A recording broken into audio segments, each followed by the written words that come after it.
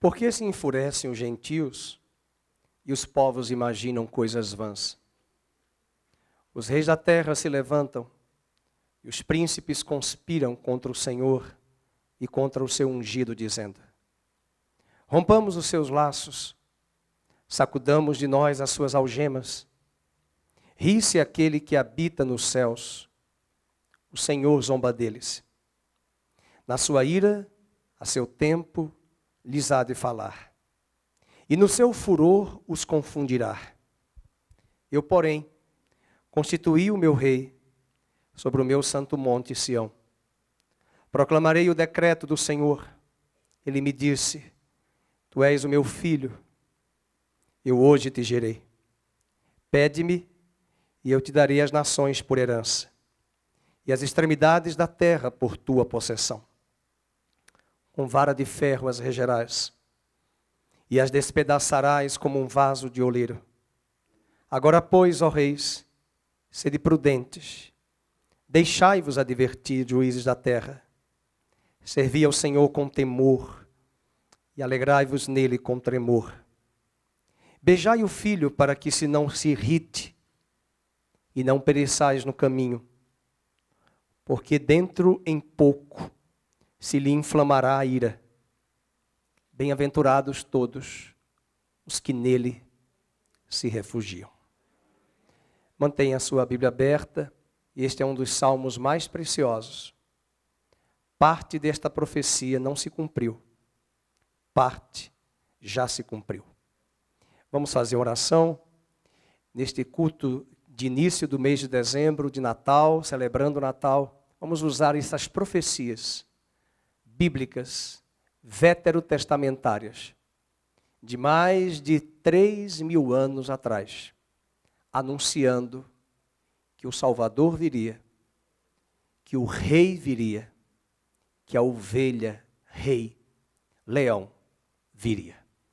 Pai, fala conosco nesta manhã, abre os nossos olhos, tira de nós as distrações, tira de nós o engano, tira de nós a apatia, a indiferença, a apostasia, a crítica, o apontar o dedo, o julgar. Os dias são tão difíceis, Senhor, e exigem de nós prudência, sensibilidade e olhar para dentro de nós mesmos e buscarmos no Senhor a esperança da glória. Venha abrir os nossos olhos neste púlpito. Venha usar esta palavra para edificar a tua igreja. Venha usar esta palavra para corrigir as nações, admoestar as nações, a fim de que os povos beijem o Filho, se prostrem diante dele e não recebam a ira que está destinada para as nações. Livra-nos, fortalece-nos e edifica o nosso coração. No nome de Jesus. Amém. Você pode sentar, pedir à minha esposa o óculos, por gentileza.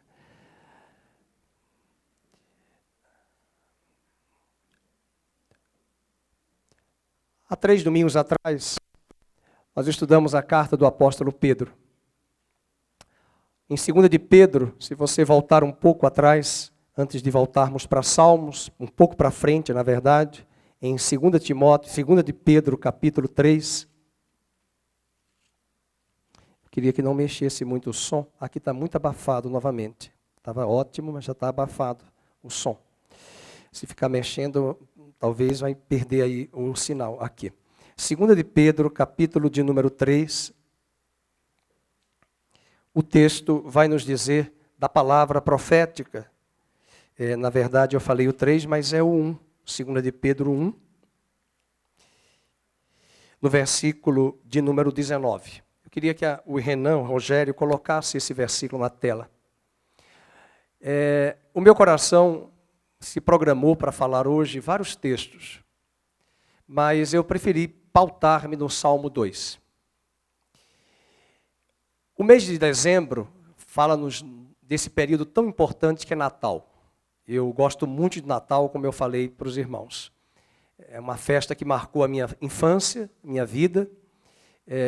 as celebrações, e eu montei presépio. Então eu fui da época do presépio, ainda no catolicismo romano, e eu tenho boas lembranças de presépio de Natal.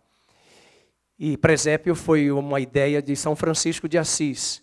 No século XII, ele morava numa Itália, numa Europa analfabeta. A maioria das pessoas nem sequer conhecia o latim, a Bíblia estava em latim.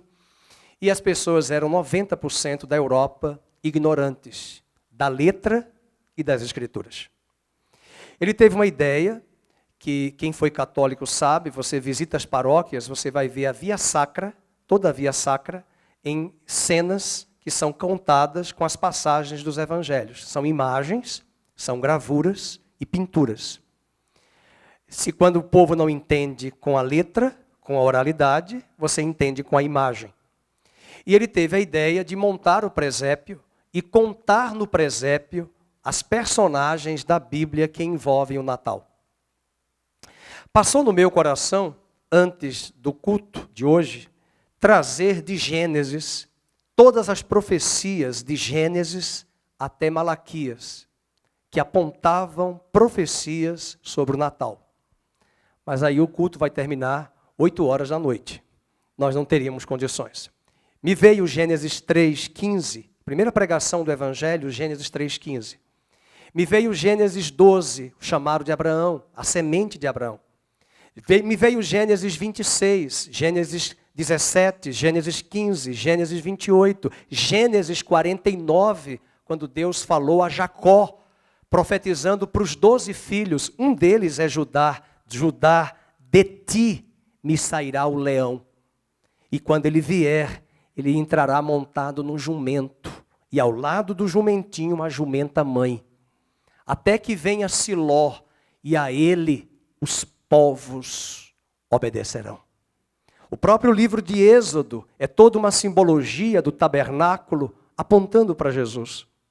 O próprio livro de Números, quando Balaão profetizou, recebendo propina de Balaque para amaldiçoar o povo de Israel, todas as vezes que ele ia sentenciar uma maldição, ele não conseguia, Deus tomava possivelmente a garganta dele e ele não conseguia proferir a maldição, e ele profere uma profecia tremenda. Balaão, lá em Números, capítulo 25, uma estrela procederá de Jacó e quebrará o cetro de Moabe. Uma estrela procederá de Jacó. Eu poderia passar por Isaías, com vários profetas, eu poderia passar pelo livro de Jó. Eu sei que o meu Redentor vive, ainda que eu morra, ele me ressuscitará naquele dia e eu o verei. Está apontando para Jesus. Eu poderia passar pelo livro de Isaías, Jeremias, Miqueias.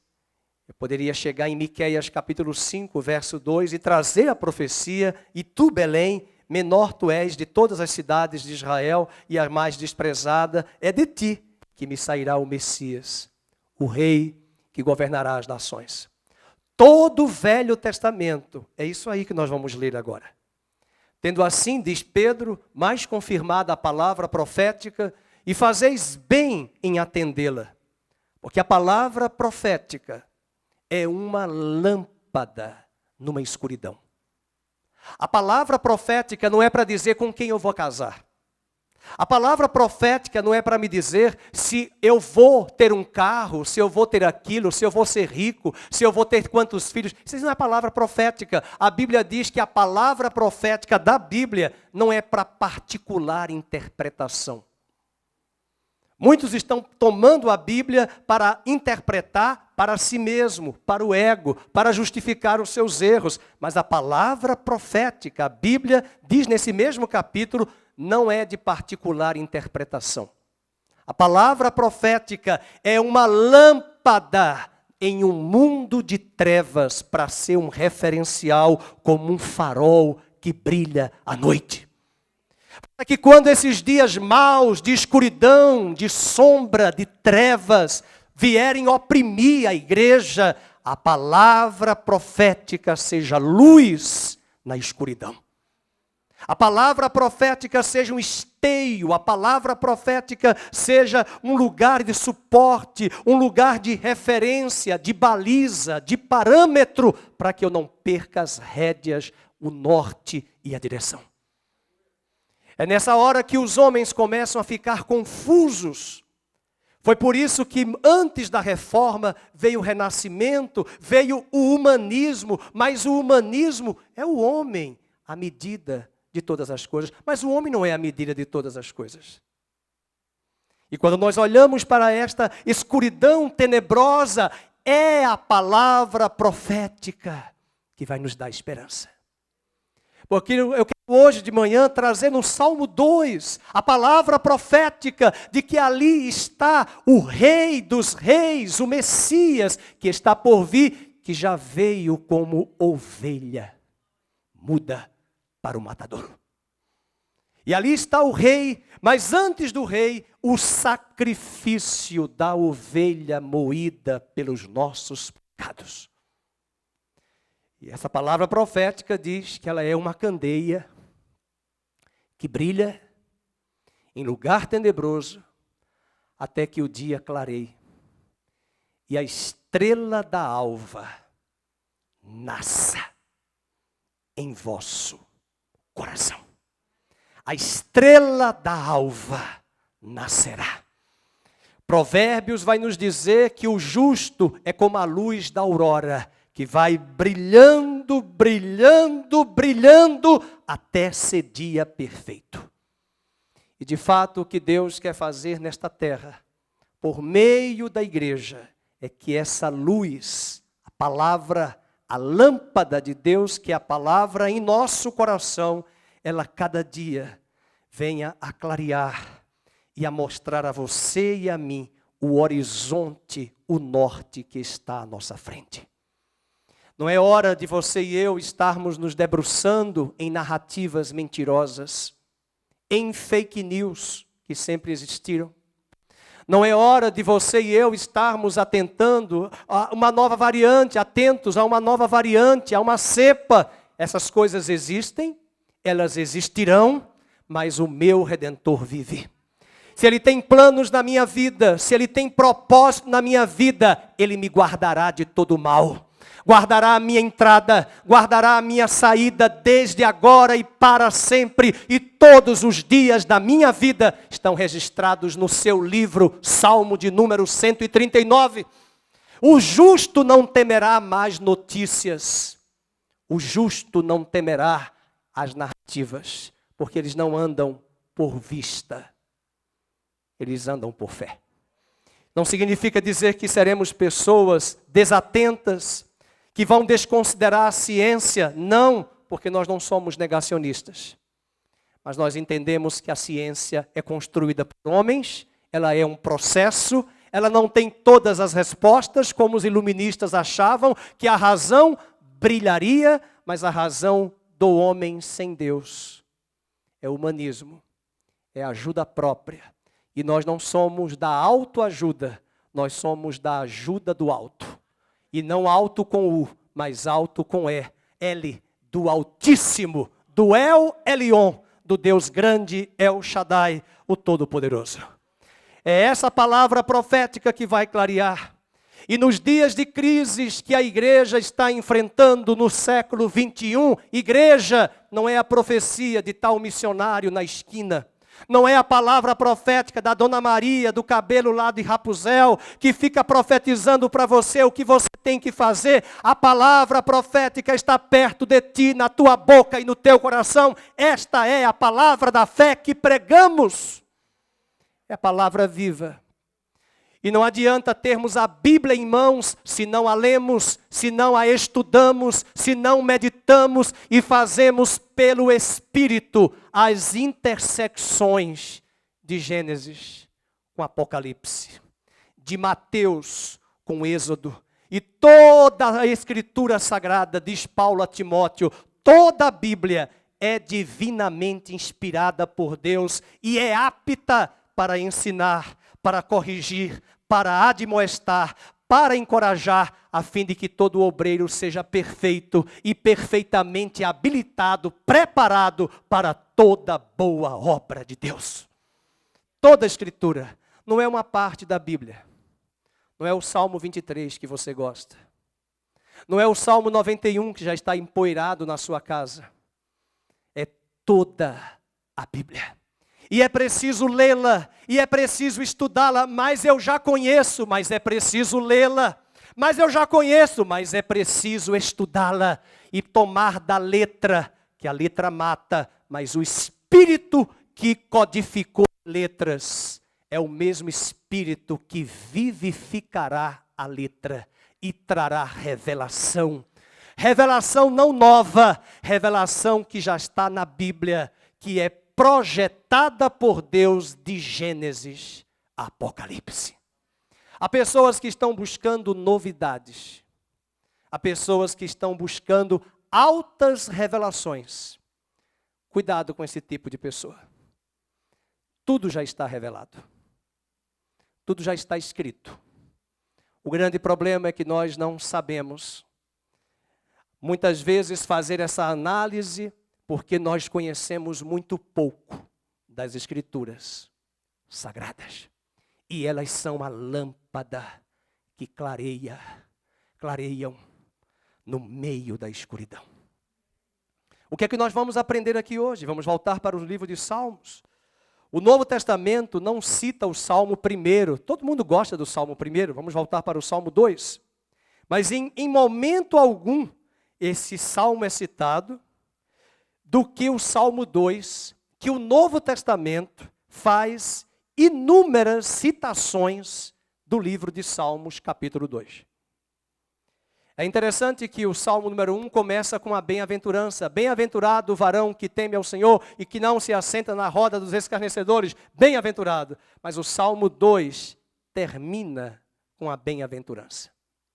E o Salmo 2 é o Salmo que você buscar na sua Bíblia. Abra comigo. O Salmo 2 tem um título. Dá uma lida nesse título da sua Bíblia. Geralmente as Bíblias trazem títulos criados pelos tradutores. Não estão nos textos originais. Mas o que é que tem nesse título? O reinado do ungido de Deus. Então isso aqui é o reinado de Cristo. É o reinado messiânico.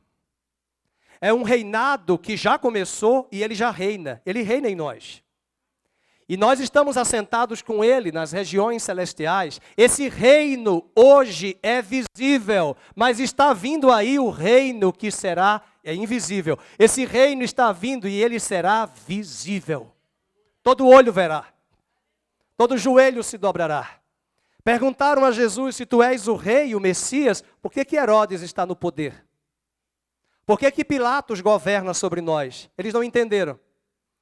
Como muita gente hoje não entende, questiona, argumenta, porque está cheio da lógica humana. E Deus continua dizendo que a sabedoria humana é perigosíssima quando ela confia só no conhecimento humano. Por isso que a Bíblia diz em Coríntios, na primeira carta, capítulo 1, verso 18 até o verso 30, que a loucura de Deus é mais sábia do que a sabedoria dos homens. Que Deus pega as coisas que não são para confundir as que são. Jesus nasceu em Belém, seu sotaque era para ser de Belém, esse sotaque mais limpo, mais purificado, embora não tenha sotaque melhor. Tem o arrastaro do Nordeste, o cantaro da Bahia, tem o carne porta de Piracicaba. Tem vários sotaques, tem o oeste do Carioca. E Deus confundiu tudo, porque Jesus nasceu em Belém, para ele ser o Messias, ele teria que nascer em Belém, mas eles se esqueceram que Oséias, capítulo 11, disse assim: do Egito eu chamei o meu filho. José teve um sonho, esposo de Maria, quando Herodes queria matar a criança, e o anjo falou e o sonho, Deus dizia, leve o menino para o Egito. E depois que Herodes faleceu, e parou aquela perseguição, diz a Bíblia que Deus deu um outro sonho a José, agora volta, só que ele não voltou para Belém, ele voltou para Nazaré, ele cresce em Nazaré, sotaque de Nazaré, 30 anos em Nazaré, ele é chamado o Nazareno. E quando os fariseus olham para ele, a mente cartesiana, acadêmica, científica, intelectual, mas se tu és o Messias está profetizado em Miqueias capítulo 5, que viria de Belém. Belém é igual a Sousas, 8 quilômetros de Jerusalém. O teu sotaque é do norte. Como é que você disse é o Messias? Mostra o RG. Não tem RG. CPF também não tem Receita Federal. Certidão de nascimento não tem, querido. Eu apenas estou aqui, eu sou o Messias. E ele não perdeu tempo para explicar aos fariseus, mas ali estava o Messias e eles se perderam na caducidade da letra. Mas ele nasceu em Belém. E este salmo vai nos mostrar algo muito bonito. É um salmo messiânico. Rapidamente você pode anotar aí todos os salmos messiânicos que eu vou falar. Não sei se vai dar conta de você escrever. É igual aquelas chamadas de call center quando a gente liga para cartão de crédito. Anote o número do protocolo. Eu sempre repito para conferir o número. É 3, 5, 2, 1, 0, 9, 6, 8, 3, 7, 9, 0, 2, 1. Então, eu tenho que ser rápido, eu anoto rápido. Então, vai aí os salmos messiânicos. É o 2, é o 8, é o 16, é o 22, é o 23, é o 40, é o 41, é o 45, é o 68, é o 69, é o 102, é o 110, é o 118. Repete tudo de novo, como diz no call center. Eu mando para você. Me pede que eu mando. Salmo 2, Salmo 8, Salmo 16, Salmo 22, Salmo 23, Salmo 40, Salmo 41, Salmo 45, Salmo 68, Salmo 69, Salmo 102, Salmo 110. Salmo 110 é maravilhoso. Disse o Senhor ao meu Senhor. E depois ele diz, e o 118. Estes salmos são salmos messiânicos. Um grande pregador chamado Charles Spurgeon, um grande pastor batista de Londres, escreveu um livro, na verdade são 3 livros, Tesouros Escondidos de Davi. É o nome da obra. Sabe o que é essa obra? Ele fez um estudo em Salmos, e nessa obra, que são 3 livros grossos, ele disseca os Salmos, mostrando que todos os salmos falavam de Jesus e Davi profetizou sem saber os detalhes das profundidades, das profundezas profundas da pessoa e da obra de Cristo. E ele viu os tesouros. E ele chamou os tesouros dos salmos de tesouros escondidos de Davi. Eu estou dando toda essa introdução para você se encantar com esse Salmo 2 que eu vou começar agora. Esse salmo é um salmo messiânico e ele aponta para a coroação do rei. 4 vozes nós vamos ouvir neste salmo. Na verdade, nós vamos ler, mas se o Vitor lesse agora para mim em voz alta este Salmo 2, eu ouviria as 4 vozes que vão sair deste salmo. E a minha pregação hoje será mostrar para você quais são as 4 vozes que estão ecoando deste salmo para falar conosco, falar com Campinas, falar com o Estado de São Paulo, Brasil, as nações da terra, a igreja e o Israel físico. Porque é um salmo que nós estamos aguardando neste salmo, aquilo que Apocalipse 19 diz, o rei voltando e vindo com coroa e glória para reinar. Mas antes que ele venha com essa coroa para reinar, ele vai nos dar 4 vozes significativas. A primeira voz, vamos anotar, não é a voz de Deus, é a voz da conspiração das nações. É a voz da conspiração. Então você pode anotar em seu apontamento, conspiração. E o Salmo 2 começa assim. Por que se enfurecem os gentios? Coloque entre parênteses, povos, nações. Gentios no sentido de nações. E os povos imaginam coisas vãs. O verso de 1 a 3 diz isso. Os reis da terra se levantam. Os príncipes conspiram. Isso é muito importante lembrar que Deus, quando quer fazer algo, a primeira pessoa que Ele vai chamar são os chefes de Estado. São os líderes. São as nações. Nós precisamos orar muito pelos governantes. E devemos orar muito e pensar muito na próxima eleição, quem nós vamos eleger, de tantas pessoas mascaradas duplamente, que estão vendendo um modelo democrático, mas que na verdade eles querem trancar o povo e trancar a igreja. Então pense muito bem em quem você vai votar, com um requisito: liberdades. Liberdade. E é por isso que até hoje, com todas as falhas e erros, o país que mais defende a liberdade se chama Estados Unidos da América. E quando todo mundo está em crise, ninguém quer ir para a Venezuela. Ninguém quer ir para a Argentina. E nem mesmo para a Europa. Nós temos um casal aqui da Nazarena, um amigo nosso, que morava na Suécia e disse para mim: pastor, a Suécia é só socialismo. E estão morando agora na Inglaterra. E os filhos estudando na Inglaterra. Que bom. Mas porque a Europa está minada, e aí a gente tem que estudar a história, mas não é meu assunto aqui. A questão aqui é que as nações, os povos, vão se levantar. E aqui nós vamos lembrar, quem foi que crucificou Jesus? Por que os povos estão se levantando? Por que Herodes e Pilatos fizeram as pazes no dia do julgamento de Jesus? Por que a multidão que disse uma semana antes: Hosana nas maiores alturas, bendito que vem em nome do Senhor, a mesma multidão disse: crucificam? Por que os reis e os governantes estimularam e acirraram os ânimos do povo para dizer: mata, crucificam? São os reis, são os chefes de Estado, são os líderes. Nenhum chefe de Estado vai se levantar contra Jesus, mesmo ateu. Sabe por quê? Porque eles não estão vendo Jesus. Mas eles se levantam contra o povo de Deus, que é Jesus, e o seu povo é igual marido e mulher. Se eu falar mal da Patrícia, esposa do Vitor, e eu gosto tanto do Vitor, então eu não gosto do Vitor. Porque a Patrícia e o Vitor são uma só carne. Então essa história de dizer que eu tenho Cristo, a igreja não. Então você não tem Cristo. Cristo e a igreja são um só. Armagedon, não fique pensando em Armagedon. Se você for a Israel, dependendo com quem você vai, tenha cuidado.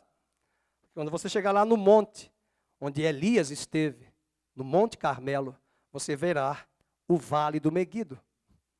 Dizem que ali vai acontecer a batalha do Armagedon. Pode não ser.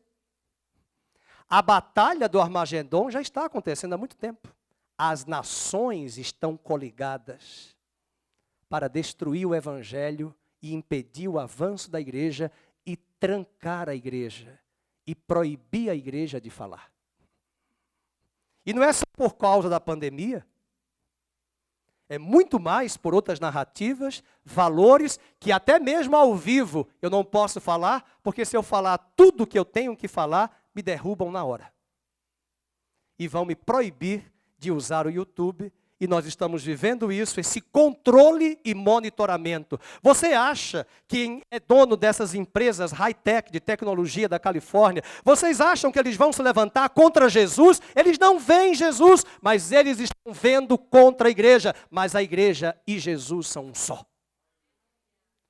Dá uma lida, meus irmãos, em Apocalipse 12. O dragão se levantou, não foi contra Jesus. O dragão perseguiu a mulher. E sabe por que ele perseguiu a mulher? Leia em Apocalipse 12. Porque a mulher estava grávida para dar à luz. E ela vai dar... Não é Maria, não. Maria já deu à luz. A mulher está grávida para dizer que é o povo de Deus que vai se manifestar Cristo. E o dragão não quer. E o dragão vai perseguir a igreja. E o dragão vai resistir à igreja. E lá em Apocalipse 16, a batalha do Armagedon deixa claro para nós que os reis, os príncipes e as nações se levantam contra o ungido. Mas fiquem tranquilos, porque essa batalha não é nossa, é dele. E a Bíblia diz que ele só vai fazer isso aqui. Olha para o seu irmão, você não vai fazer porque você está de máscara. Só isso aqui ele vai fazer. E com um sopro, ele destruirá o anticristo, as nações, vai dizendo amém, o falso profeta, a besta, a Babilônia, o engano, a mentira e o sistema. Caiu a grande Babilônia e com um sopro ele foi lançado no lago de fogo de enxofre. A besta, o falso profeta e o dragão foram lançados no lago de fogo de enxofre, sem força, sem arma, pelo poder do fôlego do ruach de Deus em hebraico. E todas as coisas foram destruídas. Passou a régua, é isso aí. Portanto, a primeira voz que nós estamos escutando é a voz da Torre de Babel. Vamos levantar a torre. A primeira voz que estamos ouvindo é a voz da crucificação. Crucifica-o, é a voz da zombaria, é a voz do escárnio. A primeira voz é a voz do Armagedon, é a conspiração dos povos contra o Evangelho. Você acha que tem tantas igrejas aí? Tem. Mas por que tanta dificuldade com tantos ministérios sérios que pregam a palavra? Que o inferno quer abortar a palavra de Deus. Eu fico impressionado com os critérios que as pessoas têm para buscar igrejas. Aqui tem o melhor instrumento, o melhor auditório, o melhor ar-condicionado, aqui tem gente linda, bonita. Tudo isso é maravilhoso de ver. Eu não sou nenhum idiota. A não ser que se eu dissesse que não, isso aí é loucura. Não, prende esse pastor. Leva ele para o hospício. Não. Mas se esse for o seu critério, que tristeza.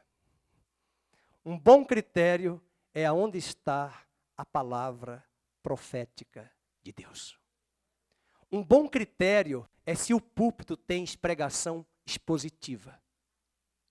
Um bom critério, agora vamos sair do púlpito, é se a igreja tem comunhão. Porque nós temos muita reunião, mas menos comunhão. Nós não temos relacionamento com as pessoas. Nós não temos esse desafio que Deus deseja de andarmos juntos, de almoçarmos juntos. E aí entra o desafio. O capítulo 2 do livro de Salmos vai nos falar dessas vozes. E sabe o que diz em Lucas 19:14? Coloca aí na tela. Nós não queremos que ele reine sobre nós. Foi o que eles disseram. Lucas 19:14. Mas os seus concidadãos dos dias de Cristo o odiavam e enviaram após ele uma embaixada dizendo, leiam, digam, não queremos que este nazareno com sotaque arrastado, reine sobre nós. Essa é a voz do Salmo 2. A primeira voz, a zombaria, o escárnio. Se você estiver debaixo de perseguição no trabalho porque você é evangélico cristão, essa semana mesmo, o ministro André Mendonça foi sabatinado, e eu sou de uma linha que a igreja nessa hora só tem que orar e ficar calado, porque o Brasil só tem uma solução, é Jesus Cristo. E graças a Deus pela vida do André, pelo seu currículo, um presbítero, um pastor, um professor de escola bíblica. Mas ele falou muito bem. Lá no STF, eu vou precisar da Constituição. A Bíblia é na minha casa e no meu coração. STF é Constituição. Lá é só o direito constitucional que reza. Não é outra vara, não é vara de direito penal, não é vara de direito trabalhista, é área constitucional. E lá precisa de advogados, juízes, gabaritados, que tenham um bom conhecimento do ordenamento jurídico em direito constitucional. Ponto final. Não misturemos e não vamos fazer disso um triunfalismo, de que um evangélico está lá. E tire a palavra evangélico. Às vezes as pessoas não sabem, falam bobagem, e a mídia podre fala mais bobagem ainda, porque questionando se vai ter um evangelho. Se fosse comigo a pergunta. Eu responderia, vamos resolver logo essa bagunça toda? Tire o crucifixo do STF. Tire o crucifixo do STF. Tire. Por quê? Por que está lá o crucifixo se o Estado é laico? Por que não tem lá um patuá? Por que não tem lá o símbolo da menorá? Por que não tem lá outros símbolos de outras religiões? Então, por que você está questionando se ele é evangélico? Eles não precisam de evangélico. Eles precisam de um homem e de uma mulher que seja bem naquilo que o órgão precisa, mas que guarde aqui dentro o temor de Deus e seja um Daniel da vida, dando o seu testemunho junto a um órgão público. Só isso. Por que os chefes de estados precisam? Precisam de conselheiros. Pior coisa no Brasil são os cargos de comissão que os executivos têm, que eles colocam as pessoas mais ignorantes, indoutas e que não têm capacidade, que na hora que um gestor público, um prefeito, um governador, precisam de conselheiros, não tem. Ah, se tivesse um conselheiro cheio de Deus e cheio de gabarito técnico. Mas muitas vezes não tem nem os dois. E esse é o grande problema. Segunda voz que nós vamos ouvir aqui é a zombaria. Só que quem vai zombar agora é Deus Pai. Porque na hora que as nações se levantam contra Cristo, na hora que o inferno celebrou lá no Calvário a morte de Jesus, vocês estão pensando que o diabo fez a última risada? Quem deu a última risada foi Deus. E Deus vai dizer assim, eu estou rindo deles. E Deus vai dizer lá no dia do Armagedon, eu estou rindo de vocês, eu tenho dó de vocês, eu tenho compaixão de vocês. Vocês estão rindo, mas eu é que estou rindo, porque quem ri por último ri melhor. E o capítulo 2, a segunda voz do livro de Salmos é a voz de Deus Pai. A primeira é a voz das nações, a segunda voz é a voz de Deus Pai. Veja o capítulo 2, verso 4. Ri-se, vamos ler. Ri-se aquele que habita nos céus. O Senhor zomba deles. Então pode colocar aí, quem está zombando? Deus Pai. Sabe por que eles zombaram? Volta para o verso 3. Eles fizeram isso com Jesus. Rasgaram as vestes de Jesus. Rasgaram o manto. Os soldados de Romanos disputaram o rasgar das partes do manto de Jesus. E o verso 3 diz, rompamos os seus laços, sacudamos de nós as suas algemas. Aí entra a voz de Deus, Pai, ri-se aquele que habita nos céus, o Senhor zomba deles. Na sua ira, a seu tempo lhes há de falar. E agora leiam, e no seu furor os... Ah, você precisa ler 1 Coríntios capítulo 2. Vocês lembram da cena da feiticeira no Crônicas de Nárnia, quando o leão ressuscitou o Aslan? 1 Coríntios 2. Sabe o que Paulo diz? Põe aí na tela, acho que é o verso 9. Se os deuses, se os principados deste mundo soubessem o que estava por trás da cruz, jamais teriam crucificado o Rei da Glória. Se Pilatos, Herodes, a multidão, o inferno, Satanás, os demônios, todas as hostes soubessem o que estava por trás da cruz. O que estava por trás da cruz? Na cruz eles achavam que Deus matou, que eles mataram o único Filho de Deus, porque Deus amou o mundo de tal maneira que deu o seu Filho unigênito. Diga isso, unigênito. Diga de novo, unigênito, para que todo aquele que nele crê não pereça, mas tenha a vida eterna. Deus amou o mundo de tal maneira que deu o seu Filho unigênito. O inferno achou que ele matou o único Filho de Deus. O inferno não sabia, Pilatos não sabia, Herodes não sabia que naquela cruz quem morreu foi o filho de Adão, pecado que Jesus tomou em seu lugar. E quando ele morreu, Deus o ressuscitou e o constituiu primogênito de uma nova criação. E eles ficaram estupefatos, boquiabertos, e no popular eles caíram na arapuca de Deus. 1 Coríntios 2, achou o versículo? 1 Coríntios 8, 1 Coríntios 2, 8, vamos ler esse versículo? 1 Coríntios 2,8, sabedoria essa, olha a sabedoria, cuidado para não ficar regendo a sua vida com intelecto, só com intelecto. Eu quero uma igreja intelectual, eu quero palestra, eu quero conhecimento. Isso é o conhecimento chamado Sofia. Leia o mundo de Sofia, então. Só não vai ler, por amor de Deus, as maravilhas de Alice. Essa semana eu coloquei, quer sabedoria? Está lá no meu Instagram, um livro, 10 livros que você deve ler, que são os clássicos para quem quer ser conservador. O primeiro é Aristóteles, a política. Ai, pastor, Aristóteles, pois é, fica para uma outra aula falar sobre isso, mas você vai ver o que ele fala. Você vai ver o que ele fala. As pessoas não sabem, não conhecem, elas se deixam levar. E eu fico impressionado de ver como cristãos colocam em suas redes sociais o que eles estão lendo. Eles nem sabem a formação daqueles autores e o pensamento daqueles autores e a destruição que aqueles autores já fizeram, já morreram, os estragos, e tomam isso como referência. Essa é a sabedoria do mundo. E Paulo diz que Deus pega as coisas que não são para confundir as que são. Você quer pregar para a gente intelectual? Deixa eu dizer uma coisa. Como foi que Paulo se converteu? Ele não se converteu com livros. Ele era culto. Ele cresceu aos pés de Gamaliel. Ele era erudito. Ele era poliglota. Sabe como ele se converteu? Olhe para mim. Caiu o cavalo. Uma voz audível. Uma visão que cegou ele por 3 dias. E uma voz que dizia: Saulo, Saulo, por que tu me persegues? 3 dias cego. Porque Deus pega o sobrenatural para quebrar aquele que confia na lógica e no raciocínio humano. Quando você olhar para uma pessoa muito intelectual, que já algumas às vezes circulam nas igrejas, e às vezes eu olho para a camarada, faço um olhar 43 assim, o que é que está procurando na igreja, buscando. E eu tenho vontade de dizer: Deus já me mostrou o que está acontecendo na sua mente e no seu coração. Você está procurando culto intelectual? Por que não arruma o teu casamento? Por que não arruma isso aí no seu trabalho? Por que não arruma essas coisas erradas?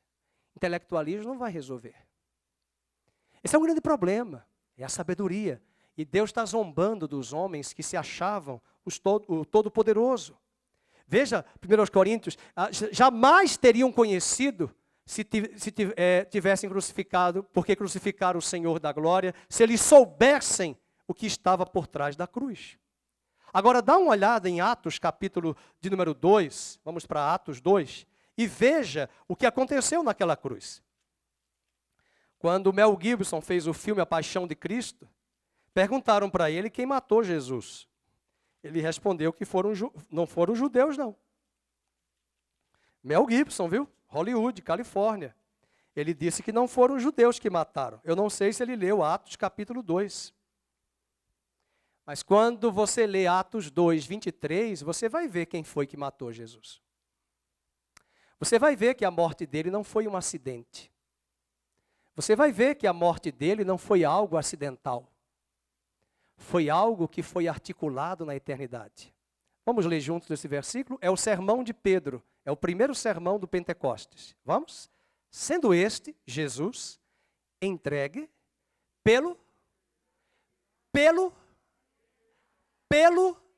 determinado desígnio. Vem da palavra design. Olhe para mim. Deus Pai desenhou, esboçou, planejou na eternidade, antes de criar Adão, e enviou Jesus na plenitude dos tempos para ser entregue aos governantes e reis no dia que ele determinou. Por isso que Jesus disse: ninguém me mata, eu tenho poder para dar a minha vida, e eu tenho poder para reassumi-la, e esse mandamento eu recebi do meu Pai que me enviou. Ele foi determinado pelo desígnio de Deus e presciência. O que é presciência? Corte a palavra, de vida. Prévio. Ciência, conhecimento. Pelo conhecimento prévio de Deus. Deus sabia que ele ia morrer naquele dia. Quem não sabia era Lúcifer. Quem não sabia era Pilatos. Quem não sabia era Herodes. Quem não sabia era aquela multidão manipulada pelos fariseus e as autoridades religiosas. Mas se os principados soubessem, eles diriam: não vamos crucificar, porque ele vai morrer e vai ressuscitar. E quando ele ressuscitar, ele vai ser o primogênito, a pastora Vânia o segundo, o pastor Aníbal o terceiro, o Vitor o quarto, a pastora Amábio o quinto, o sexto, o sétimo. E Deus tem milhões. Até hoje. E o diabo deve estar furioso desde aquele dia. Foi para a boate e quis beijo do inferno. Não é nem quis, é hell, inferno. E lá na boate ele tomou todas as bebidas celebrando: matamos o único filho. O que ele não sabia é que ele caiu na arapuca para Deus levantar de Cristo, pelo Espírito da ressurreição, Jesus foi declarado, Romanos 1, versículo 3, Romanos 1, versículo 3, põe aí na tela, Romanos 1, versículo 3, ele foi declarado Filho de Deus pela ressurreição dentre os mortos. Por que ele foi declarado? Porque ele perdeu a filiação do Pai na cruz. Vamos ver? Todos com respeito ao seu filho, o qual, segundo a carne, veio da descendência de Davi, verso 4, todos, e foi designado, olha a palavra designado, foi desenhado, foi esboçado, foi planejado, como diz a música, o plano perfeito, foi designado Filho de Deus com poder, segundo o Espírito de santidade, pela ressurreição dos mortos, a saber, Jesus Cristo. Ou seja, o texto está dizendo que pela ressurreição, pelo Espírito de santidade, ele ressuscitou como Filho de Deus. Mas ele não era, ele perdeu. Ele se tornou pecado. E ele ressuscita como Filho de Deus. A segunda voz é essa. Vamos para a terceira voz. Essa segunda voz é a voz da zombaria. As nações se levantam e Deus Pai vai dar risada, falando no verso de número 4 ao verso de número 6. Já lemos isso. Leiam agora a terceira voz, é a voz da vitória. Só que a voz da vitória é o Filho quem vai falar. A primeira voz é a voz das nações, a segunda voz é a voz de Deus Pai, a terceira é a voz de Deus Filho. Verso 7. Proclamarei, olha o verbo no futuro, o decreto do Senhor. Quem está falando? Jesus. Sabe por quê? Como é que eu sei que é Jesus? Olha o que ele disse. Ele, tem que entender gramática, irmãos. Ele quem? O Senhor, do verso anterior. O Senhor quem? Adonai, Deus Pai, me disse. Jesus está falando, o Senhor, Deus Pai, me disse. O que é que o Deus Pai disse para ele?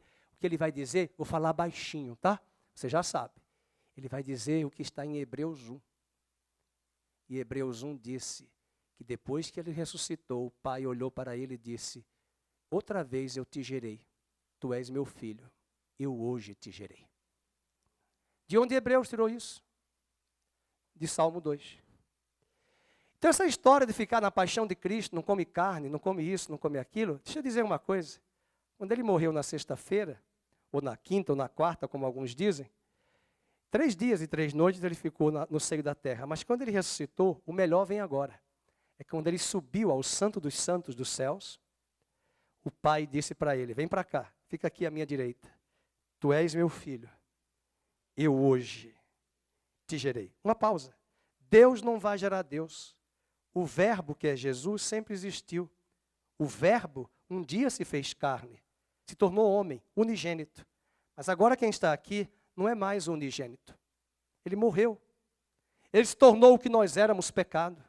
Mas o Pai o ressuscitou. E ele ressuscitou como primogênito. E agora o Pai está dizendo, tu és meu filho, eu hoje te gerei. Ele não gerou Jesus, ele gerou o último Adão em Jesus. E esse último Adão é o primogênito. E agora o Pai vai dizer em Hebreus 1, outra vez eu vou te enviar para a terra. E quando ele é enviado para a terra, ele desce aos apóstolos. Em João capítulo 20 faz isso. Sopra o Espírito e os apóstolos nascem de novo. E assim como o primeiro Adão foi formado pelo fôlego, o último Adão também é formado pelo fôlego. Quando Deus sopra na Beatriz, quando Deus sopra no Celso, quando Deus sopra no Davi, no André, quando Deus sopra na Thaís, o Espírito dele nasce de novo. Os irmãos estão entendendo? O Filho está falando no Salmo 2 agora. Que o Pai disse para ele. O que é que o Pai disse para ele? Vamos ler? Tu és meu filho, eu hoje te gerei, e o Pai também disse para ele, pede-me, e eu te darei as nações por herança. O que é que ele estava fazendo lá no jardim do Getsemane? Ele chamou Pedro, Tiago e João, os 3 dormiram, cochilaram, era hora de orar.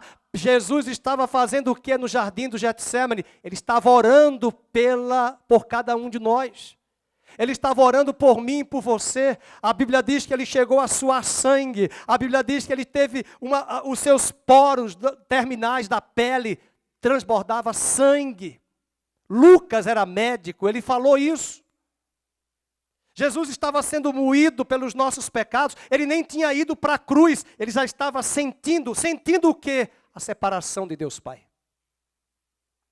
Quando ele chega na cruz, ele grita, Elohim, Elohim, lama sabachthani, por que me desamparaste? Porque quem está na cruz não é o Filho de Deus, é o filho do pecado, é Adão que estava em mim e ele se tornou pecado por nós. Isso tem que ser explicado às pessoas. Nós vivemos num Brasil que se diz cristão porque foi batizado nas águas, na igreja romana, na igreja evangélica, mas as pessoas não sabem o que aconteceu naquela cruz.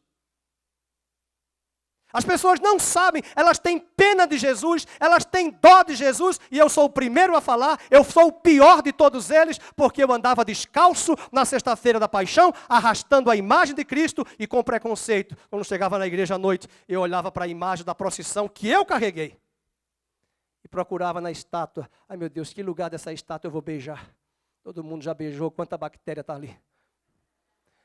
E um dia eu beijei no pé da estátua. Todo mundo já tinha beijado. Beijou o pescoço, beijou a cabeça, beijou a orelha, beijou a boca, beijou o nariz, beijou o olho, beijou a testa. E eu tinha 12, 13, eu olhava, meu Deus, eu vou beijar essa estátua. Todo mundo já beijou. E um dia eu beijei, ainda pus a minha mão na planta do pé e fiz assim, beijei. E quando eu me converti, você pode estar dando risada, pode dar risada, não tem nenhum problema, não sou nenhum palhaço, mas eu entendi que você está dando risada. Mas é só para você entender que quando eu me converti, eu entendi o que aconteceu naquela cruz. As escamas caíram. A gente fala do romanismo, mas está assim de evangélico, que nasceu nas águas, cresceu na igreja, não nasceu de novo, foi batizado, mas não entendeu a cruz. Não entendeu o Salmo 2. Esse discurso, essa frase, eu poderia ficar até 6 horas da tarde. Eu hoje te gerei. Levou 300 anos para a igreja cristã definir quem é Jesus. 300 anos. A história da igreja mostrou que foi por aí que veio a heresia, porque alguns diziam, Jesus é 50% homem, 50% Deus. Outros diziam, Jesus é 100% homem, mas não é Deus. Outros diziam, Jesus é 100% Deus, mas é 0% homem. Quem ele é? 1 Timóteo 2,4, 2,5. Há um só mediador entre Deus e os homens, Jesus Cristo. E a versão mais antiga da Bíblia, a Almeida corrigida, da imprensa bíblica brasileira dos batistas, colocou a única que tem até hoje. 2 pontos. Deus, hífen, homem. Eu vou dizer de novo. Deus, hífen, homem. Nunca um hífen foi tão importante na palavra. Porque ele quer dizer que ele é 100% Deus e 100% homem. E deixe-me dizer uma coisa. Se ele é 100% Deus, 100% homem, ele como homem pode chegar junto a Deus Pai para orar por você. E Hebreus capítulo 9, verso 27 diz que ele vive hoje para, 7:27, ele vive hoje para interceder por todos os homens. Todos os homens. E por que ele pode chegar? Porque ele vai dizer agora, no capítulo 2, verso de número 8. Pede-me. Deus Pai está falando para ele, pede-me, eu te darei as nações por herança e as extremidades da terra por tua possessão. Então eu quero dizer que naquele dia que ele estava no Getsemane, eu quero dizer que hoje, aonde Jesus está, à direita de Deus Pai, ele está orando pela Patrícia, ele está pedindo pelo Duílio, ele está pedindo pela Ana Cláudia, ele está pedindo pelo missionário Vilela. Pai, eu morri por ele. Pai, eu dei a minha vida por ele. Eu dei a minha vida por ela. Pai, eu sei o que ele está passando. Eu também fui tentado em tudo. Hebreus capítulo 2 diz que ele foi tentado em tudo. E Hebreus 4 diz que ele foi tentado em tudo, para que hoje ele pudesse socorrer os que são tentados na mesma semelhança que ele foi tentado. Tu és meu filho. Eu hoje te gerei. Pede-me as nações. Pede o André. Pede a Laís. Pede o pastor Felipe. Pede a luz. Eu vou dar para você. Ele morreu pelos eleitos. Ele morreu pelos salvos. E ele continua nessa voz até o verso 9. E com vara de ferro as regerás e as despedaçarás como um vaso de oleiro. Como é que Jesus vai voltar lá em Apocalipse 19? Com uma vara, com um cetro de ferro, para governar as nações. Eu falei da voz das nações, eu falei da voz de Deus Pai, eu falei da voz de Deus Filho. Vamos finalizar para cearmos com a voz de Deus, o Espírito Santo. E o Espírito Santo vai falar agora. Ele vai dizer para as nações, para o presidente da República, para o governador, para o prefeito, primeiro os líderes, primeiro as nações, os governantes, depois o povo. Ele vai dizer algumas mensagens importantes que você vai anotar. É a quarta voz, verso 10 ao 12. Agora, pois, ó reis, sede. Por que sede prudente? Porque eles foram imprudentes. No verso 1, eles estão zombando. No verso 10, o Espírito Santo está dizendo às nações, baixem a crista, sejam prudentes. E ele diz ainda, no verso número 10, deixai-vos advertir, juízes, tira a palavra juízes e coloque líderes da terra. É também os juízes, né? Que vá lá para Brasília, por favor, essa palavra. Os juízes. Deixai-vos admoestar, juízes. Quem está corrigindo? O Espírito Santo. O que faz o Espírito Santo? A Bíblia diz que é ele quem vai convencer o homem do pecado, da justiça e do juízo. É ele quem vai convencer. É o Espírito da verdade. Ele é chamado do Espírito da verdade. E o Espírito Santo está falando, verso 11, servi ao Senhor com temor, alegrai-vos nele com tremor. E essas duas palavras, esses dois versículos, são apelos que ele fala aos líderes, no verso 10, e também no verso 11, o apelo que ele faz a todos os homens. Mas no verso 12, o Espírito Santo ainda faz outro apelo às nações e à igreja. Beijai o Filho. Vocês estão percebendo que dá para separar claramente as três vozes? Porque o Filho já tinha falado do Pai. O Pai me disse, certo? Agora o Espírito está dizendo para o povo, beijem, adorem, dobrem-se diante do Filho. Sabe o que eu vejo nisso? Sabe o que está vindo na minha mente, que eu não pensei ontem, quando eu estava meditando nisso? Uma coisa tremenda. Jesus disse, quando o Espírito da verdade vier, ele não vai falar de si mesmo. Ele vai glorificar o Filho. E eu glorifico o Pai. Na Trindade é assim. O Espírito glorifica o Filho e o Filho não se exalta. Ele glorifica o Pai. No Salmo 2, o Pai já falou, o Filho já falou, e agora o Espírito que convence os homens está persuadindo aos homens. Se voltem para o Filho. Beijem o Filho enquanto é tempo, porque em breve ele virá, não para ser beijado, para ser reverenciado. Só que quando ele vier, juízo e justiça prevalecerão. Será uma noite de festa para a noiva, mas será juízo e justiça sobre as nações. Beijem o Filho. Talvez vocês não verificaram como é que termina o Salmo número 12, número 2. Vamos ler o verso 12. Beijai o Filho para que ele não se irrite. Você já viu aquela pessoa da sua família que é um amor de pessoa, uma doçura, é beijinho, chocolate, doce. Aí tem sobrinhos nossos que dizem assim, eu queria tanto ficar aqui morando com ele, morando com ela. Continue beijando, irmão. Mas tem uma hora que a pessoa pode se irritar. Quando você passar dos limites, quando você extrapolar os limites, o juízo chega, a disciplina chega. Esse versículo é mais ou menos isso.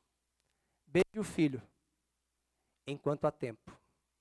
Buscai ao Senhor, disse o profeta, enquanto se pode achar. Agora, o que diz no verso 12? Vamos ler? porque dentro, em pouco, se lhe inflamará. Ah, então a ira está por vir. E ele termina o salmo, como o salmo 1 começou. O salmo número 1 começou, bem-aventurado é o homem. O salmo 2 não começa com bem-aventurança. O salmo 2 termina com uma bem-aventurança. Bem-aventurados todos os que nele se refugiam. Porque de João, quem tem o Filho tem a vida e não entrará em condenação. Mas quem não beijar o Filho, quem não se render diante do Filho, quem não reconhecer a fala do Pai, do Filho e do Espírito, com muito temor, receberá a ira de Deus. E a Bíblia diz que aquele que está em Cristo não tem condenação, está coberto debaixo da graça de Deus e tem a vida eterna. Nós prestaremos contas a Ele, isso é outra coisa, mas não seremos condenados. Não por mérito nosso, não é por mérito, é porque reverenciamos o Filho, beijamos o Filho, porque nascemos da mesma semente e agora somos herdeiros de Deus e co-herdeiros com o Filho, com Cristo. Que voz você vai seguir? Não siga a voz das nações. Sigamos a voz do Pai, sigamos a voz do Filho, sigamos a voz do Espírito. Beijem o Filho. Vejam que o verbo está no imperativo. Não é um pedido, é um comando. É uma ordem. Beijai o Filho. Eu beijei a estátua na ignorância. E o beijar aqui não é somente a intimidade, mas é a adoração, a entrega, a reverência, o respeito e o compromisso que temos de um casamento que fizemos com Ele por toda a eternidade. E este casamento está aqui. A mesa,